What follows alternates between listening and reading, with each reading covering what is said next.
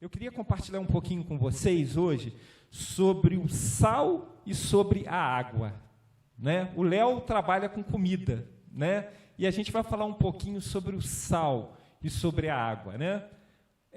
Lá em Mateus, capítulo 5, versículo 13, Mateus, capítulo 5, versículo 13, vai dizer sobre o sal, né? Que nós somos o sal da terra. Diz assim a palavra do Senhor: vocês são o sal da terra. Ora, se o sal vier a ser insípido, como lhe restaurar o sabor? Para nada mais presta, senão para, lançado fora, ser pisado pelos homens. Amém, queridos? Vamos orar mais uma vez? Senhor, aqui é a Tua palavra, ela é santa, ela é preciosa. Muito obrigado por ela. Muito obrigado por esta noite, onde a gente pode sentir a Tua presença em meio à oração, em meio aos louvores. E agora que a gente possa sentir a Tua presença através da Tua palavra, Deus. Coloca na minha boca, na minha língua, aquilo que o Senhor deseja para o Teu povo. Mais uma vez eu te peço, pelos esses dois rapazes que estavam alcoolizados aqui conosco, que o Senhor esteja abençoando eles, que eles possam ter um encontro profundo contigo.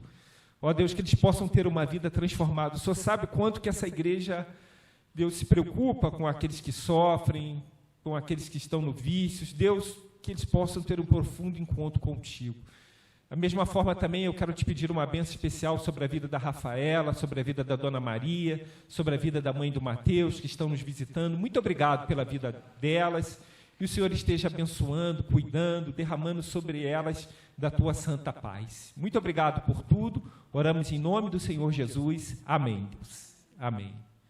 Irmãos, o sal, naquela época de Jesus, era tão importante que o sal ele era usado como uma moeda de troca, né? Daí deriva a palavra salário, né? Vem do sal, né? Que era uma moeda muito importante naquela época, né?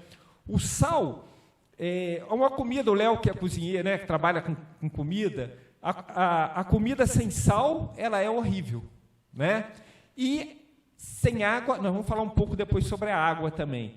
Sem água não tem nem como fazer a comida, né? Então nós precisamos da água e do sal para fazer a comida. E o sal, ele é um tempero, ele dá o sabor à comida, né? Se salgar demais, a comida vai ficar horrível. Se não tiver o sal, também vai ficar ruim a comida, né? E do tempero, a gente tira a temperança. O que é a temperança? A temperança é exatamente o equilíbrio do sal, né? A temperança, o equilíbrio. Eu boto um pouco de sal, se eu botar mais, destempera, né? Tira a temperança, né? E nós, irmãos, como crentes em Jesus, nós temos que ser pessoas temperadas, que têm temperança, né? Nós temos que ter temperança com os mais fracos na fé. Você já notou que às vezes você vai falar do amor de Deus para alguém, vai tentar salgar ele, temperar ele, fazer uma temperança sobre a vida de alguém, e aquela pessoa que você começa a falar do amor de Deus, aquela pessoa começa o olho a brilhar, olha, Deus transformou a minha vida, Deus pode transformar a tua, e aí aquele olho começa a brilhar, e aí às vezes até cai uma lágrima do lado. Isso é temperança, irmão. O crente, ele tem que ter temperança sobre a vida das pessoas, né? E outra forma de temperança é com aqueles que nos escarnecem, né? Tem muita gente que gosta de escarnecer dos crentes, gostam de rir. Irmãos, a Bíblia fala assim, ó, quando vos perseguirem, quando vos maltratarem, se alegrem no meu nome, né? Então a gente tem que ter perseverança, temperança com aqueles que nos perseguem. Irmão, se está te perseguindo, está querendo te ridicularizar, é que você está fazendo diferença no seu meio, né? Então tenha alegria, tenha temperança, tenha amor por essas pessoas. Essas pessoas precisam do amor de Deus, né? Às vezes a gente se irrita, às vezes a gente fica um pouco bravo, mas tenha temperança sobre aqueles que querem escarnecer sobre a tua vida, que querem escarnecer sobre o Evangelho. Quantas vezes nas redes sociais a gente olha e alguém está... Hoje em dia, irmãos, infelizmente, a gente tem visto muitos escândalos da palavra de Deus, pastores, né? Pessoas com vida dupla, e aí, se você for lá olhar no que as pessoas colocam, as pessoas ridicularizam o Evangelho, riem, né? Essas pessoas são dignas, irmãos, de temperança, de amor nosso. Na pandemia, a gente foi para os hospitais e a gente orava nas portas dos hospitais, clamava ao Senhor pelas vidas. E uma moça filmou a gente clamando a Deus da janela do hospital. E, irmãos, o vídeo viralizou, né? Muita gente dando glória a Deus, mas muita gente ridicularizando o nosso ato. Tomara que peguem a doença e morram, né? Ridicularizando, dizendo, ali é lugar de estar nessa hora. Nós estamos ali clamando ao Senhor pela vida das pessoas. E sabe o que eu fiz? Era meia-noite e pouco, 1h da manhã, a hora que eu vi o vídeo. Eu dobrei o meu joelho. E todos aqueles que eu liam, que ridicularizavam, tal nome ali, eu orava pela vida da pessoa. Né? Não é pagar o mal com o mal, mas pagar o mal que te deseja com o bem de Cristo. Outra temperança que nós temos que ter é quando os irmãos não estão muito bem. Né? Tem dia que nós não estamos muito bem. E quando você vê que seu irmão não está muito bem, irmão, lança temperança, o amor de Deus sobre a vida do teu irmão. Chama para conversar, fala, olha, irmão, estou aqui, sou teu irmão querido. Se você precisar de mim, eu quero orar com você. Tenha temperança na vida dos meus irmãos. Tem dia que a gente não está bem. E como é bom ter um tempero no dia que a gente não está bem. Como é bom ter um carinho de um irmão. Como é bom saber que teu irmão nota para a gente e fala, não, Rogerinho não é assim. Rogerinho é alegre, é brincalhão, está sempre rindo. Hoje ele não está muito bem, não. Rogerinho, o que está acontecendo? Irmãos, faz tanta diferença essa temperança na vida de um irmão. Né? E a gente tem que ter essa temperança também. A temperança do bom humor. Meus irmãos, mesmo em meio às lutas, a gente tem que ter bom humor. O crente, ele tem que ter bom humor. Eu já falei aqui para vocês várias vezes, né, que eu fazia trabalho de capelania no hospital. Né? E às vezes eu via gente visitando paciente no hospital, cara feia, brigando, abrindo a Bíblia, brigando com a pessoa, sabe? Temperança, amor. Uma vez eu entrei no quarto, irmãos, e havia um senhor assim, foi na época da chikungunya, dengue, né? E ele olhando a televisão triste, ele falou assim, eu falei assim, o que foi, fulano? O que você está triste? Ele disse assim, Rogério, só dá zika, chikungunya, dengue o dia inteiro isso na televisão. Aí eu olhei para ele e falei assim, bom mesmo era o Cartola, né? O compositor. Aí ele falou assim, mas por quê? Eu falei assim, ele dormia do lado da Zica e nunca ficava doente, que a esposa do Cartola era a dona Zica, né? Gente, aquele homem, ele deu um sorriso, ele riu. E ele falou assim, gostei dele. O semblante dele mudou no hospital. E todas as vezes que eu entrava naquele quarto, ele chegava para mim e falava assim, Rogério, eu tenho uma piada para te contar, mas é uma piada decente, que eu sei que você é evangélico, você... É a temperança, é o amor. Chegava para as senhoras de idade, conta um caso quando a senhora era pequena. E ela me contava um caso de 50, 60, 70 anos atrás, quando ela era pequena. E ela ria, sabe? É temperança, é o bom humor, é o amor pelas pessoas. É saber lidar, é não ser um crente chato, não ser aquela pessoa intolerante. É levar amor para as pessoas, porque as pessoas precisam de um amor, da graça de Deus. Né? Mas é levar amor com alegria, com prazer, e não querer... colocar algo no coração das pessoas a todo custo. O Senhor que nós servimos, meus irmãos, é Ele quem nos dá alegria de viver, né? É essa alegria que a gente tem que transportar para o mundo aí fora, né? A temperança da gentileza, ser gentil, ser educado, né? Ser amoroso com as pessoas, ser preocupado com as pessoas. Eu ando na rua, eu vejo um saco de plástico, eu tiro. Eu ando, eu tiro. Sabe por quê? Porque um saco de plástico na rua pode um idoso ou nós mesmos cair e quebrar um fêmur. E um idoso com o fêmur quebrado vai ficar 1 ano ali cuidando no hospital, operar, filho vai ter que ficar aí cuidando. É gentileza, é o amor, é se preocupar, é gestos, é detalhes. O crente tem que ser detalhista, o servo de Deus tem que ser detalhista. O crente, o servo de Deus, ele tem que respeitar as pessoas, né?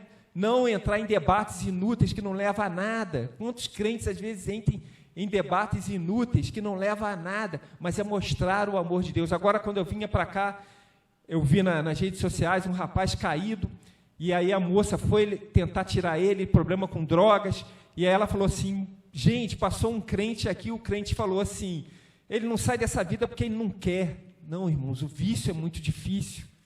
Serginho está aqui, Serginho tem um depoimento forte sobre as drogas, né? Lutou tantos anos, foi liberto em nome de Jesus. É Jesus que liberta. Agora, um crente dizer, não é porque ele quer falta de amor, de compaixão, de graça pela vida das pessoas. Nós temos que ter graça, irmão, compaixão sobre a vida das pessoas que passam pela gente dia a dia.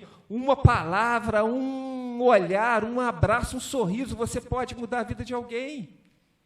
E é isso que Deus quer de cada um de nós. Deus não quer crente rancoroso, crente mal-humorado, né? Tem um amigo que é servo de Deus, a esposa dele não é crente, foi esperar ele na porta da igreja, ela colocou o pé assim na igreja, assim, ó. Veio um diácono da igreja e, descascou em cima dela. É forma de crente agir? Não era mais fácil ele dizer, oi, moça, vamos lá dentro, tomar um café, a senhora está esperando alguém? Zelo, carinho, zelo como nós temos que ter com a palavra de Deus, né? Nós temos que ter zelo pelas pessoas por onde a gente passa. Deus quer isso de cada um de nós, zelo, atenção, cuidado, sempre ligado, sempre alerta sobre as pessoas, né? E aí, irmãos, vou falar um pouco sobre a água, né? Falei sobre o sal, sobre temperança, e a gente vai falar um pouquinho sobre a água. Em João, capítulo 4, do versículo 7 a 14.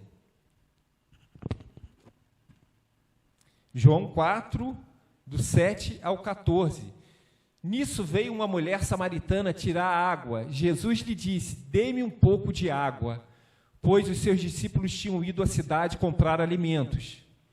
Então a mulher samaritana perguntou a Jesus, como, sendo o Senhor um judeu, pede água a mim, que sou mulher samaritana?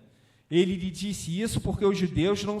Ela disse isso porque os judeus não se dão com os samaritanos.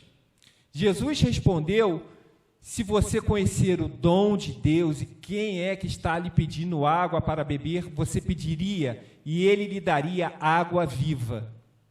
Ao que a mulher respondeu, o Senhor não tem balde e o poço é fundo, de onde vem conseguir essa água viva? Por acaso o Senhor é maior do que Jacó, o nosso pai, que nos deu o poço, do qual ele mesmo bebeu, assim como seus filhos e o seu gado? Jesus respondeu, quem beber desta água voltará a ter sede. Mas aquele que beber da água que eu lhe der, nunca mais terá sede. Pelo contrário, a água que eu lhe der será nele uma fonte a jorrar para a vida eterna. Amém?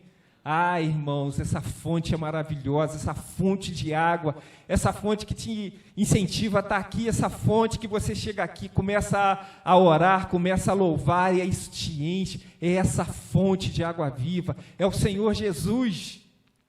Eu e a Carla ganhamos uma mudinha de manjericão, e foi mais ou menos de manhã, na Mosela, e a gente estava trabalhando, já tem alguns anos, estava um sol quente igual a esse. Quando eu cheguei em casa, no Quitandinha, o manjericão estava murchinho.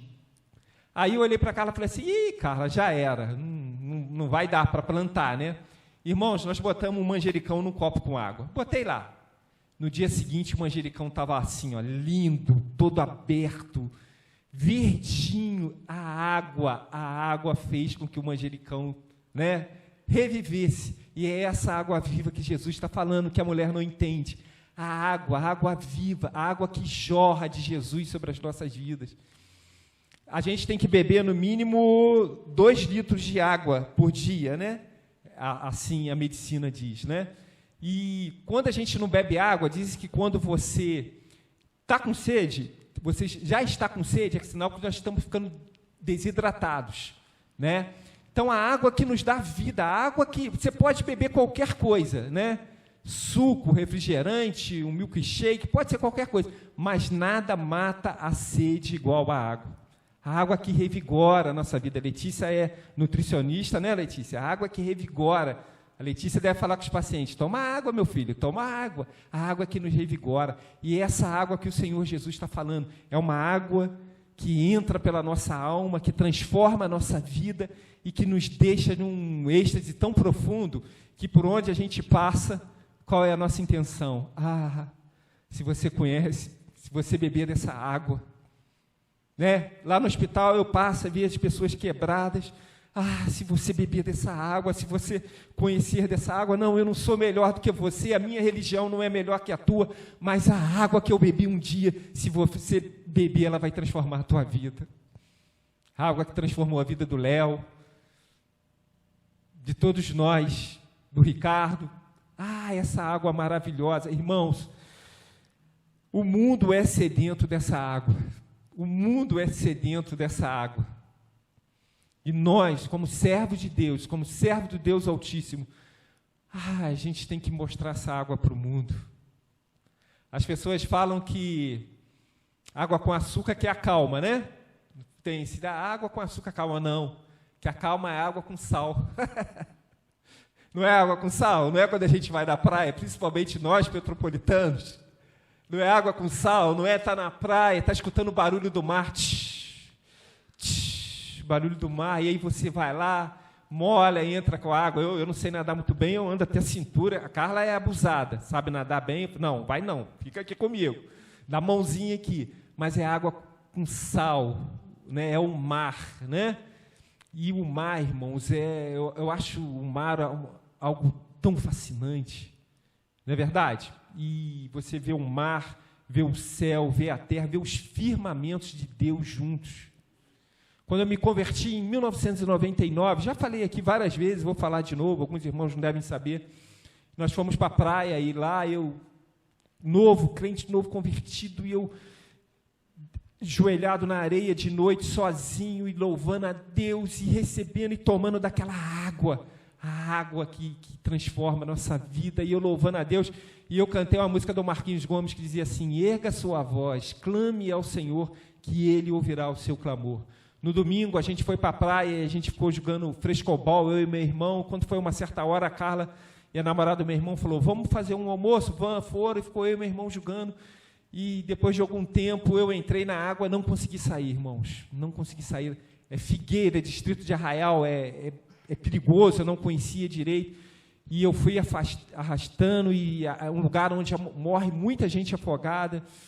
E eu lembro que eu afundava, voltava, e a minha vida passou em menos de um minuto, a minha vida passou todinha, como um flash, assim, ó. Criança, adolescência, jovem, adulto, tudo assim, ó. E depois, conversando com uma psicóloga, né, o que seria isso, ela disse para mim assim: Rogério, era teu cérebro lutando para você não morrer afogado, para você não desmaiar, morrer afogado. Né, e eu lutando, e eu lembro que eu olhei para o alto e falei assim: Senhor, me tira daqui, porque daqui eu não saio sozinho, me tira daqui, Senhor. O Senhor tem um plano na minha vida, me tira daqui em segundos, irmãos. E havia uns rapazes que estavam usando droga na praia, e eles já estavam numa casa, e era uma praia muito deserta, não tinha ninguém, só tinha eu e meu irmão. Naquela época era muito deserto, há 20 e poucos anos atrás, e eles vieram com uma prancha e falaram assim: nós vamos te salvar, calma. E eu pulei na prancha, né, agarrando na minha vida, e eles me levaram, e quando eu caí na areia da praia, eu não tinha forças nenhuma, irmãos. Não foi um delírio, não foi uma alucinação. Escutei uma voz que disse no meu ouvido assim: erga a sua voz, clame ao Senhor, que Ele ouvirá o seu clamor. Ali eu vi que Deus me livrou, que Deus tinha um plano na minha vida, um plano de segui-lo, ser um servo dele, com os meus erros, com os meus acertos, com os meus defeitos, com os meus pecados, né? E eu glorifico ao Senhor que Ele me deu uma oportunidade de viver ali, e Ele tem me dado inúmeras oportunidades, assim como tem dado para você inúmeras oportunidades de vidas, né? Desafios que a gente nem sabe, né? Livramentos que a gente nem sabe no nosso dia a dia. Então, essa mensagem que eu gostaria de deixar para você é: erga a sua voz, clame ao Senhor, que Ele ouvirá o seu clamor. Eu não sei a luta que você tem enfrentado, as dificuldades, né? Mas se encha, meu irmão, da água da vida, que é o Senhor Jesus Cristo. Tempere a sua vida com sal na medida certa, para que você também possa temperar a vida de outras pessoas.